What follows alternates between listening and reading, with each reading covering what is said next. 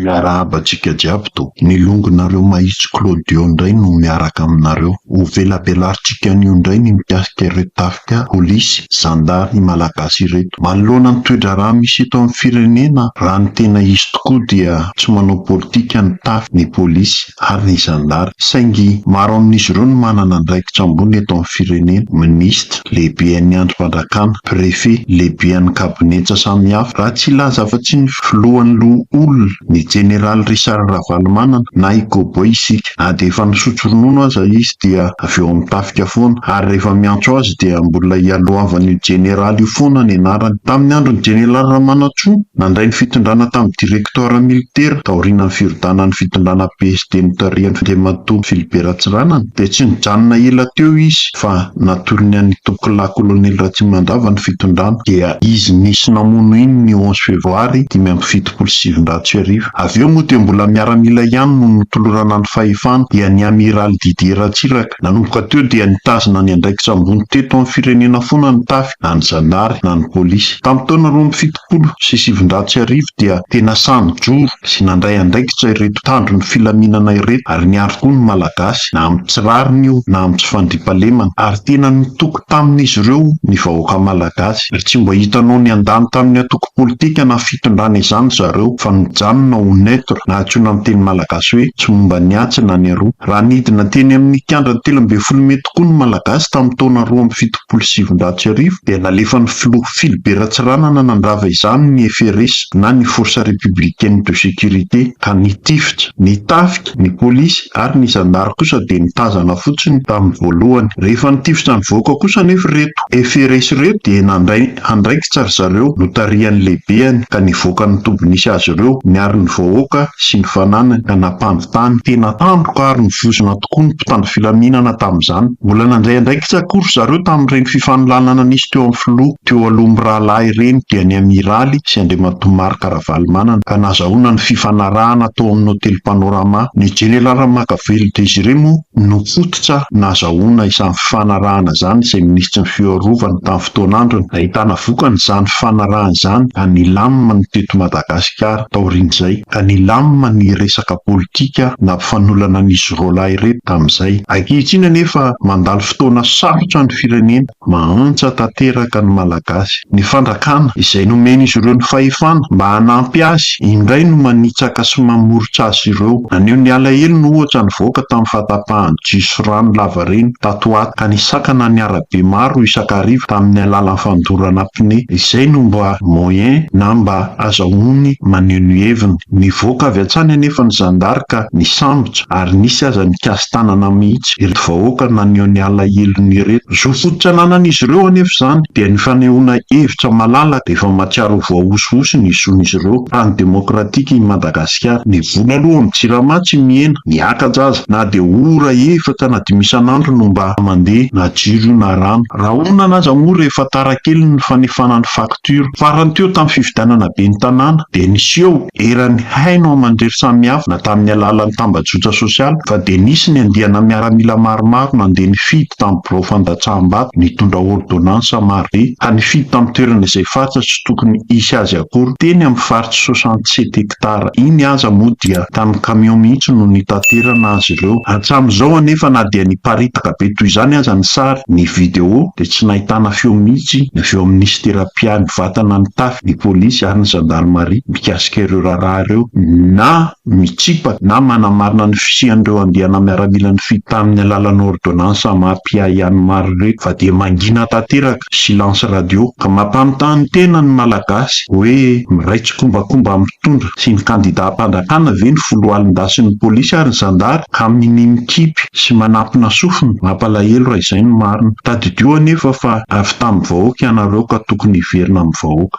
Misaotra anareo nieno sy nanaraka ty famakafakana ny loha hevitra ity indray ny tena mandra-piona vetivety.